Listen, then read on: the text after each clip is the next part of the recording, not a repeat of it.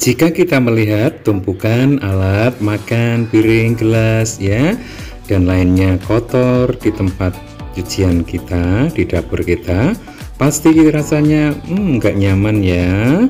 Nah, apa yang harus kita lakukan?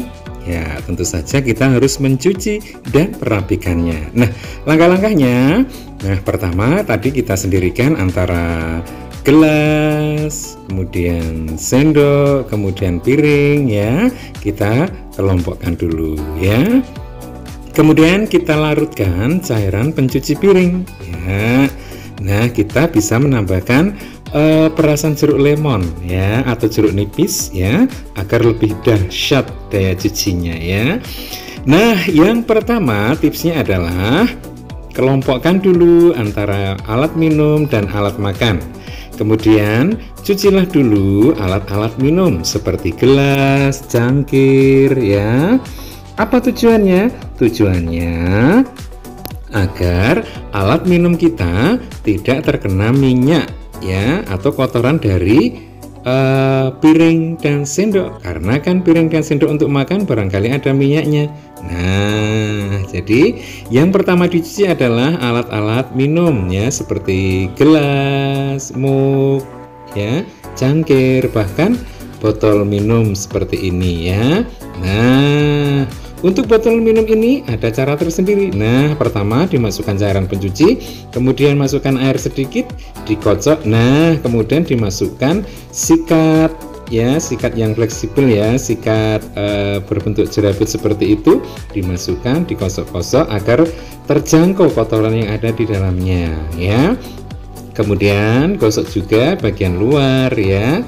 Nah, setelah selesai digosok dengan cairan pencuci, kemudian semuanya dibilas dengan air mengalir. Kenapa harus air mengalir? Karena supaya kotorannya langsung hilang ya, langsung terbawa air ya. Jadi tidak menggunakan air yang menggenang atau di dalam baskom atau di ember, enggak, tetapi air yang mengalir dari keran ya, supaya kotorannya langsung hilang ya.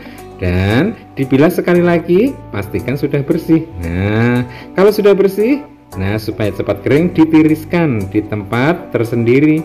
Nah, seperti ini bisa ya. Ditiriskan dengan cara gelas dan mug serta alat minum yang lain dibalik ya, biar airnya menetes ke bawah dan cepat kering.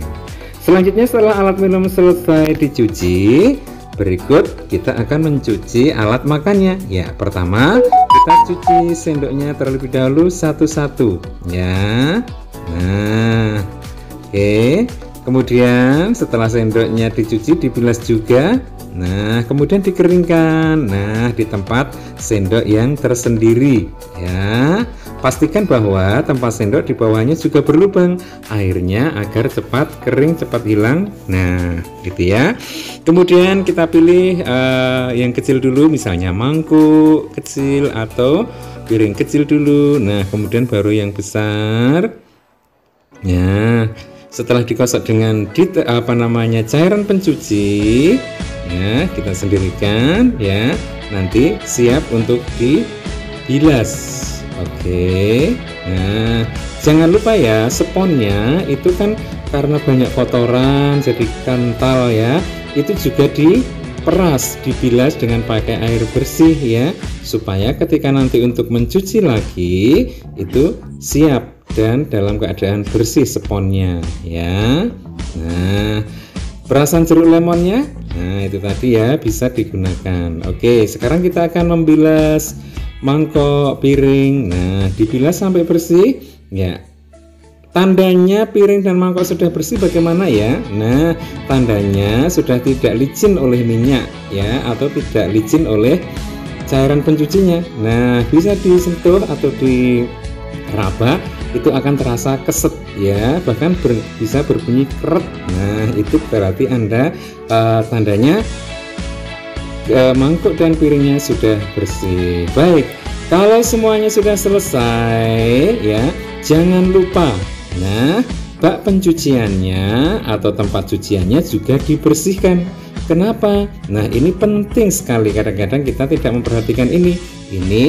karena kotoran-kotoran itu ya nanti kalau nggak dibersihkan lama-lama menempel, menebal dan mengerak. Nah, nanti juga akan mengundang bakteri kalau tidak dibersihkan, karena banyak ya terdapat sisa makanan ya atau kandungan makanan. Nah, kemudian dibersihkan dengan kain, dan jangan lupa kainnya juga dibersihkan, diperas, kemudian dikeringkan gitu ya.